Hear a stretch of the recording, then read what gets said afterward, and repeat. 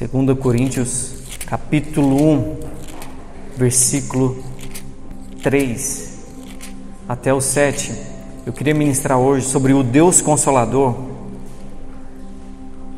Eu estava num lugar conversando com outro pastor e uma outra pessoa. E esse cara foi falar uma coisa e Deus falou no meu coração: Paulo Henrique, ministre algo mais leve.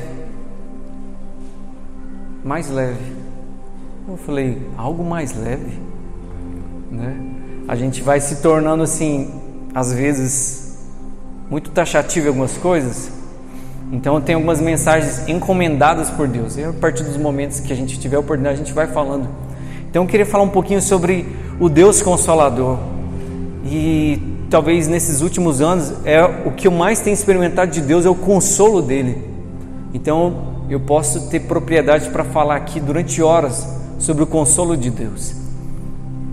E a verdade é que a gente tem dias que a gente está numa fé lá em cima, não é verdade? A sua fé está lá em cima. Você fala assim, é hoje. No domingo mesmo, eu estava numa fé lá em cima. Vai acontecer muita coisa essa semana. E você também estava. Aí chegou a segunda, você estava no pique. Aí veio a terça, sua fé lá embaixo. A gente oscila demais. Você pode estar firme espiritualmente, o que for. Você é como a lua. Tem dia que está super. Tem dia que você nem aparece. Nós somos assim. Essa é a verdade. Mas Deus é como o sol. Deus sempre está brilhando. Deus não muda. E a luz da lua é a luz de quem? Do sol. É nele que a gente tem que olhar para nos inspirar a continuar, porque senão a gente desaparece. E é verdade que tem dia que você está assim, né? Animado, feliz, uhul. Vem os coaches da vida e fala, sai daqui, rapaz, estou feliz, vou te dar aula. Mas tem dia, meu amigo, que seu coração recusa ser consolado. E esse texto para mim é fantástico. 2 Coríntios capítulo 1, versículo 3 diz o seguinte: Bendito seja o Deus e Pai do nosso Senhor Jesus Cristo, o Pai de misericórdias e Deus de toda consolação. É Ele quem nos conforta em toda a nossa tribulação, para podermos consolar os que estiverem em qualquer angústia, com a consolação em que nós mesmos somos contemplados por Deus. Porque, assim como os sofrimentos de Cristo se manifestam em grande medida em nosso favor, assim também a consolação transborda por meio de Cristo. Mas se somos atribulados, é para o vosso conforto e salvação. Se somos confortados, é também para o vosso conforto, os que se tornam eficazes, suportando vós com paciência os mesmos sofrimentos que nós também padecemos. A nossa esperança a respeito de vós está firme, sabendo que somos participantes dos sofrimentos, assim sereis da consolação. A gente ouvindo aqui algumas histórias, eu fiquei imaginando que histórias eu ia ouvir, porque tem gente que tem resistência em falar, tem resistência de compartilhar. A gente é muito bom para compartilhar coisas boas, mas existem pessoas aqui, como a gente ouviu, a Júlia, o Everson, foram pessoas consoladas, Pastor Marcos, consolados, mas existem pessoas que estão no processo de consolo aqui. Existem alguns que nem entraram ainda no consolo. Então nós servimos a um Deus que Ele é tido nas Escrituras como Deus Consolador. Jesus disse, João capítulo 14, eu vou, mas eu enviarei outro Consolador. O Espírito Santo é conhecido como Consolador, Paracleto. O que é isso? Aquele que anima, aquele que traz vida, aquele que orienta. O Espírito Santo é conhecido como Consolador. E por que Consolador? A gente dá ênfase ao Espírito Santo às vezes aos dons espirituais. A gente dá ênfase ao Espírito Santo como aquele que aviva a igreja. Mas a principal característica dele é consolador. Ele acompanha a gente em toda situação. Mas para a gente deixa isso para trás, né? A recorrência é só quando está lá na beira do abismo Espírito Santo vem me consolar. Não. Consolador. Então, nós vivemos situações difíceis aqui.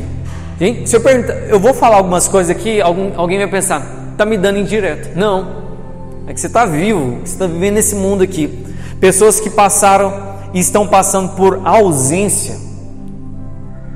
Tem gente aqui que é órfão, perdeu o pai, perdeu a mãe. Alguns são órfãos de pais vivos, sente ausência. Outra coisa, frustração. Parece que tudo que você faz assim, Deus está me perseguindo. Quem aqui já não teve um momento e falou, Deus, não, sério, para de brincadeira. Às vezes a gente vai se frustrando com as coisas, com as situações. Frustração no casamento, frustração nos relacionamentos, frustração na igreja. Consolador. Tem dor aí no meio, gente que está passando por dores horríveis, dores físicas. Gente, tem gente que passa por enfermidade, que a maior dor não é a enfermidade em si, é o que ela causa nas suas emoções, suas frustrações. Então, dores que vão machucando, dores emocionais. Eu não preciso nem falar disso, né? O que a gente carrega nesse tempo, o que a gente vai carregar, o que a gente ainda vai enfrentar. Às vezes a gente acha assim, não, daqui uns 6 meses, todo mundo está vacinado, pronto, vai melhorar. Gente, imagina só a quantidade de órfãos que a gente vai ter que lidar, a quantidade de pessoas que perderam esposas, maridos, pessoas que perderam filhos. E a igreja tem que ser resposta para esse tempo. Gente desempregada, gente que está louca, desesperada, assim, como eu vou ganhar meu pão amanhã? Nós somos resposta para essa geração. Nós somos resposta para essa geração. A gente não tem ainda noção da gravidade do que a pandemia fez ainda com as nossas vidas. Nós não temos noção. Mas na frente vai ser, nossa, se a gente estivesse preparado. A gente precisa orar a Deus, me dá estratégias antecipadas, porque a gente vai ser ferramenta para isso. Então, pessoas estão passando por dores. Gente está com problema na família. Gente, coisa que nos machuca é a família. Não é verdade? Você pode comer 2 zoião e o arroz. Se tiver um clima bom, a gente releva. Bom demais, glória a Deus. Vamos assistir um filme. Não tem nem Netflix, tem nada não. Põe na sessão da tarde. Vamos assistir de novo a Lagoa Azul, vai. Mas quando a família tem guerra, quando o casamento está ruim, quando pode colocar o que for, pode pedir o que for para comer, não tem paz. Está na Bíblia isso. Salomão disse, é melhor comer alface em paz do que comer boi em guerra. É sério, está na Bíblia isso. Procura lá que você vai achar. Então, problemas na família, problemas na igreja. Gente que decepcionou com a igreja, fala, eu não quero saber nunca mais de igreja. Tem demais. Tem demais. Outras situações que precisam ser tratadas. Acidentes, pessoas que a vida trouxe alguma consequência grave, algum acidente, alguma coisa. Gente, hoje à tarde eu conheci uma história de um cara que eu falei assim, cara, meu Deus, é só destruição, só acidentes na vida. Eu falei, meu Deus do céu. É daquelas histórias que você vomita emocionalmente. Você não consegue falar assim, cara. É aquelas histórias que você fala assim, eu preciso ouvir essas histórias só para me parar de reclamar dos meus problemas. Se você está achando ruim a sua vida, eu quero te convidar para você ir lá comigo semana que vem. É daquelas histórias que você fala, o que eu vou falar para essa pessoa? Eu não tenho capacidade espiritual, teológica nenhuma para falar nada para essa pessoa.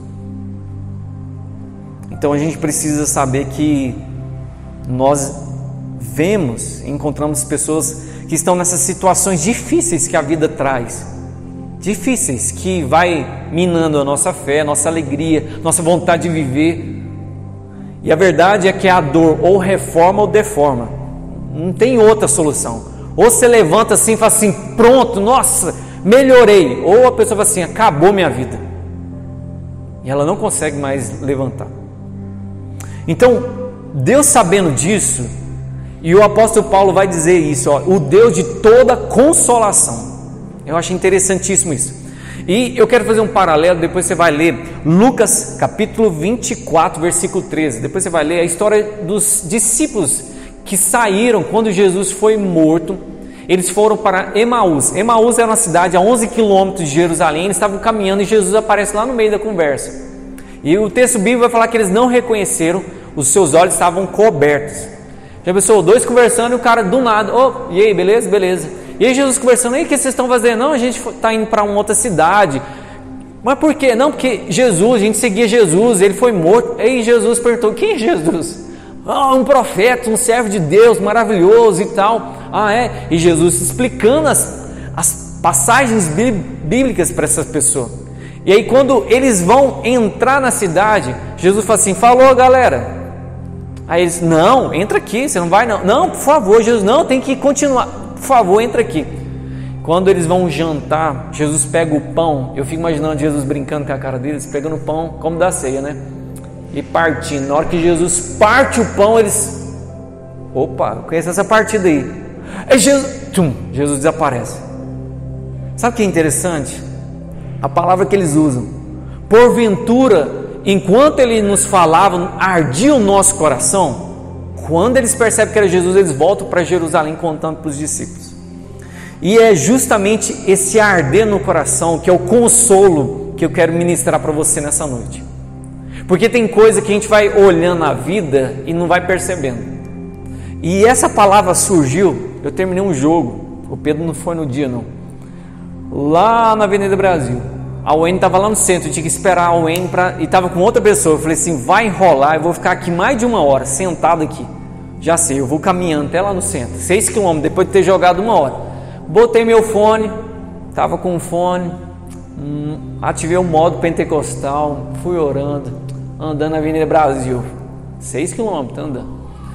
Enquanto eu estava andando, essa palavra veio no meu coração, e eu olhava assim, as árvores da Avenida Brasil, entre as duas avenidas, falei, nossa, mas que árvores bonitas, nossa, mas o céu hoje está bonito demais. Eu olhando assim, falei, mãe, eu não sabia que a Avenida Brasil era tão bonita assim. E essa voz que estava incomodando o pastor Marcos, ela veio em mim. Você não estava percebendo isso, porque sempre que você passa aqui, você percebe o que todo mundo percebe, o que? As lojas, os carros, está pensando em outra coisa, vocês não param para observar os detalhes. Assim também é na vida de vocês. O que é isso, gente? Quando a situação das dores chega na nossa vida, a gente está observando os carros, as lojas, a gente está percebendo, nossa, a situação está difícil, a gente não percebe os detalhes que fazem toda a diferença. E quando eu terminei, estava morto, cansado, cheguei lá no centro, encontrei com o N, eu falei, cara, como isso é real na nossa vida. Eu digo para você, eu preciso muito da presença do Espírito Santo para a gente fazer uma oração aqui daqui a pouco, porque ele vai trazer no seu coração memórias que você fala assim, nossa, eu não percebi. Porque Jesus, ele faz isso.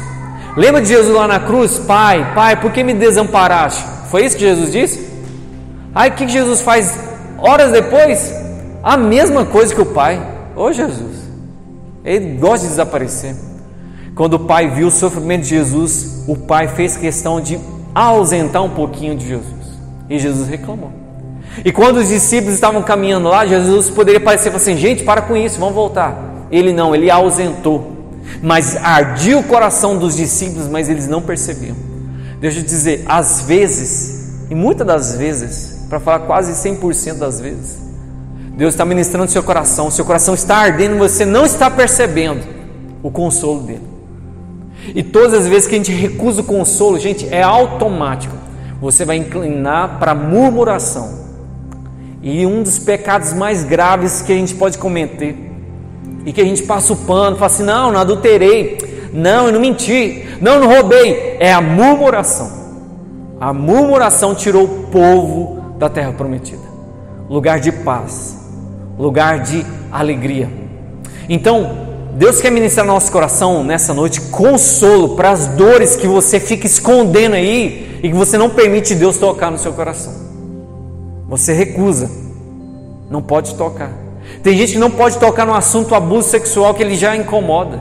Tem gente que não pode tocar no assunto que ele tem problema sério no casamento porque incomoda. As pessoas não querem deixar o Espírito Santo tratar as dores deles.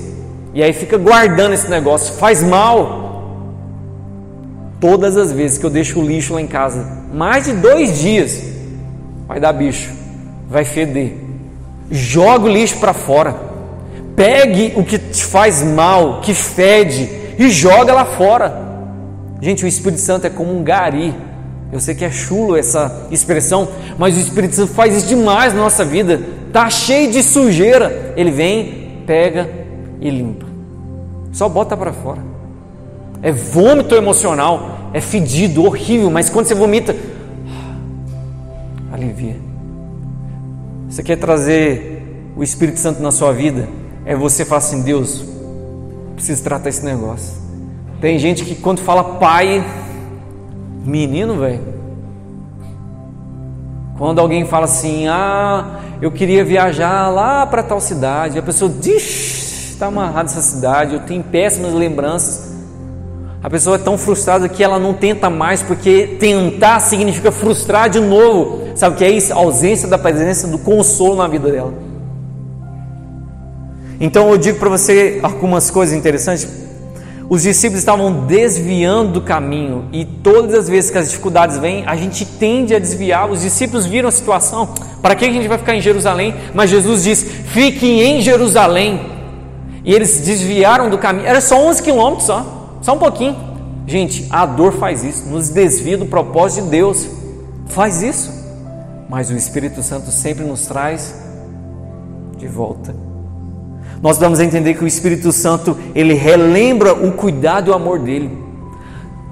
Lembra aí de uma situação difícil que agora você estava assim: nossa, Deus cuidou de mim demais. Mas naquela época lá você estava assim: Deus, o Senhor me abandonou? A gente faz isso demais.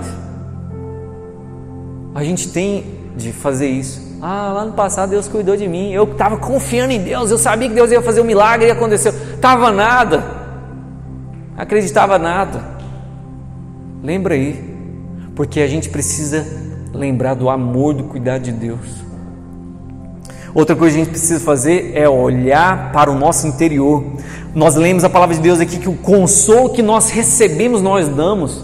Por que a gente não consola ninguém? Porque não tem nada para dar, não tem consolo nenhum. As pessoas, hoje, todo mundo fala assim: tá difícil, mas você não tem uma gotinha de consolo? Uma palavrinha assim: não, acho que vai melhorar. A gente só dá o que a gente recebe. E quando nós recebemos esse consolo, a gente olha para o nosso interior. Paulo está escrevendo esse negócio aqui, olha só que fantástico. Ele está dizendo assim: gente, o que eu recebi eu dou para vocês. E eu olho para dentro e eu vejo o consolo de Deus. Então, caminhar pela rua e observar os carros é coisa normal. Mas em meio às lojas, aos carros, às bagunças, se você se focar na natureza, você fala: não, mas o dia está bonito demais. Que isso? Você consegue observar agora, no meio dessa loucura que está a sua vida, a ação de Deus?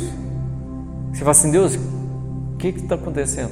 Você consegue focar e falar assim: olha a ação de Deus. Gente, todos nós temos motivo para nos alegrar aqui. Quem aqui está morrendo? Ninguém. Quem aqui está passando fome? Ninguém. Nós temos que comemorar. E nós vamos entender que também é que esse tratar do Espírito Santo vai trazer 3 coisas. Já estou caminhando para terminar. Primeira coisa, toque e alívio. Todas as vezes que você tem um toque de Deus, gente, você fica aliviado. Sabe o que é isso? É quando você queima o dedo, aí você põe a água o dedo lá na água gelada. Gente, isso é o alívio de Deus. Quando a gente se recusa a interagir com Deus, não há alívio. Quando Jesus conta aquela história, que para mim não é parábola, mas é uma história, do Lázaro e do rico. O rico que estava lá no inferno, ele só fala o seguinte: Deus, pede para Lázaro colocar uma gotinha na minha boca de água. Que pedido mais maluco. Eu ia falar: me tira daqui, por favor, não aguento mais. O cara estava em tanto sofrimento que para ele uma gotinha de água na boca já era suficiente. Quando nós não aliviamos nosso coração, a gente vai carregando tanta coisa que depois a gente jorra nas pessoas. Então, alívio. O Espírito Santo quer trazer alívio ao seu coração, e é todos os dias, é de todas as coisas. Nós lemos aqui o Deus de toda a consolação. Estou chateado com a minha esposa porque ela não fez almoço comigo. Nem direto não.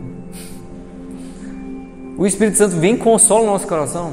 Ele fala assim: larga de besteira, Paulo Henrique, come um miojo aí, segue sua vida. Ah, não, alguém não olhou a minha cara.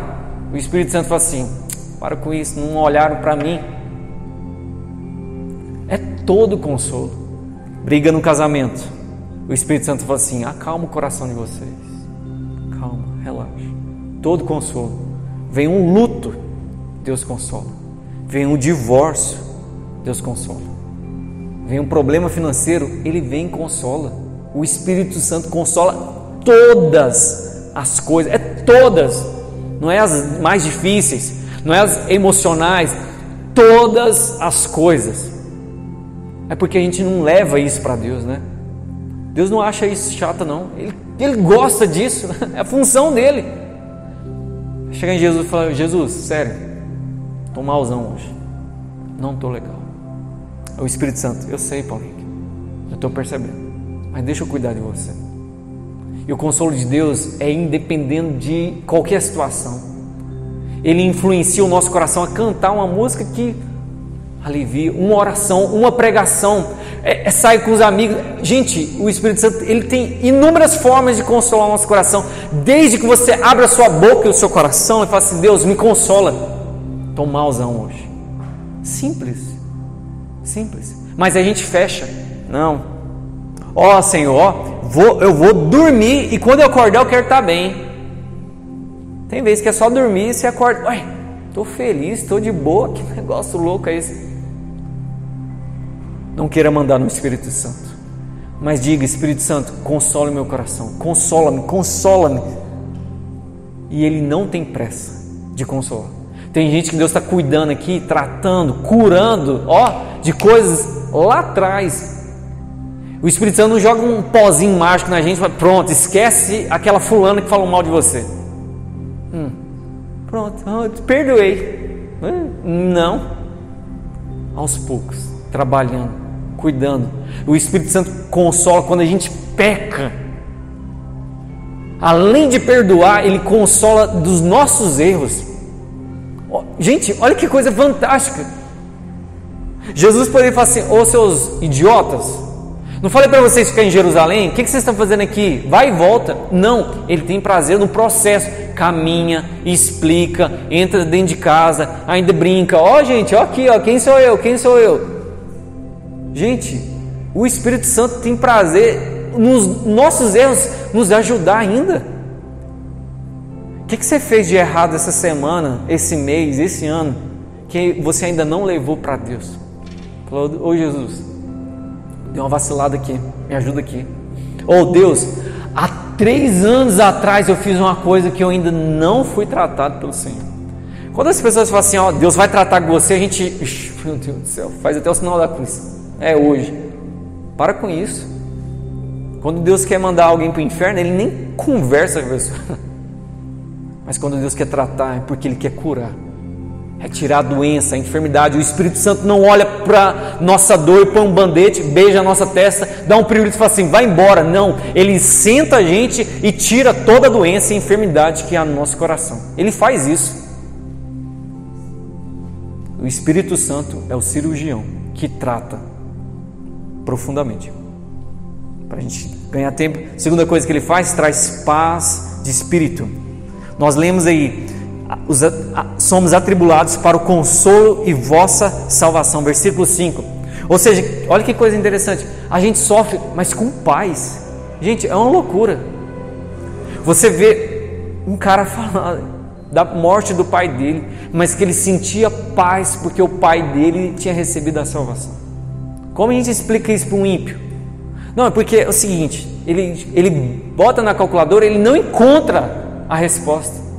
Só quem experimenta a paz de espírito. No dia do velório do pai dele, a gente estava lá. Foi a primeira vez que eu sepultei alguém da nossa igreja. Na hora do culto fúnebre, gente, a minha voz não estava nem saindo voz. Foi a primeira vez que aconteceu isso. Tanto que eu estava assim, e eu vi o Everson sentindo a dor, mas com paz de espírito. Quem consegue explicar isso? É a ação de quem? Do Espírito Santo. Agora esse jovem tem capacidade de consolar pessoas que perderam os pais, que perderam alguém. Eu às vezes não tenho essa capacidade, mas ele tem. Deus permitiu dor na vida dele e ele conseguiu transformar isso em coisa boa. Gente, só Deus pode fazer isso na nossa vida, trazer força. Então sabe de uma coisa, tem coisa que você sofre que não é com você, é para ajudar outras pessoas. Quando você está com uma enfermidade, você vai tomar uma vacina na bunda, mas é só a bunda que está doendo? Não. Vai tomar no braço, não precisava falar bunda, né? Falava braço, mas é só para te chamar a atenção. Isso é uma tática. Toma vacina no braço. Eu estou espirrando, estou com gripe, tinha que tomar no nariz, no pulmão. Não tem nada a ver, mas o corpo recebe cura. Tem dores aqui de gente que está passando, não tem nada a ver com ele, mas o corpo, a terceira igreja evangélica vida precisa de cura, ele está recebendo para ministrar aqui no nosso coração. Então, paz e espírito. Terceira e última coisa, adaptação. Paulo no versículo 6 ele vai dizer, para que a gente possa suportar a tribulação com paciência. O que é isso? Adaptação. Existem fases que as dores vai trazer no nosso coração. Primeiro a gente nega, né? Não aceito isso, até que você fala, não é isso aí mesmo. Tem que aceitar. Depois você tem revolta, fica grilado, chateado. Último estágio, a adaptação. É isso que eu tenho na minha vida? Então é isso que eu vou ter que aprender a viver. A adaptação. O Espírito Santo adapta a gente. Eu já contei isso aqui, vou refrisar mais uma vez. Pastor Hélio, amigo nosso, o cara perdeu a esposa e a filha num prazo de 1 ano. Chega lá no monte, o cara está lá orando, profetizando na vida das pessoas. Velho, para com isso. Que negócio maluco é esse? Chega, passa na porta da igreja dele, é o primeiro a chegar. Todo bonitão lá. Gente, a maioria de nós não íamos perseverar. Mas o cara está adaptando a situação. Perdeu a esposa e a filha. Continua lá, perseverando. Aqui é um ensinamento para a gente, para mim, adaptar. E o Espírito Santo faz isso. Paulo entendeu. Já pensou ser chamado e falar assim, estou te chamando aqui para a obra de Deus, mas é o seguinte, você vai sofrer por causa do meu nome. Está amarrado, Jesus. Está repreendido. Não quero esse chamado não. Paulo adaptou a sua vida, falando, estou feliz. Na alegria e na tristeza, nas dores e nas frustrações. Queria que vocês colocassem de pé para a gente orar.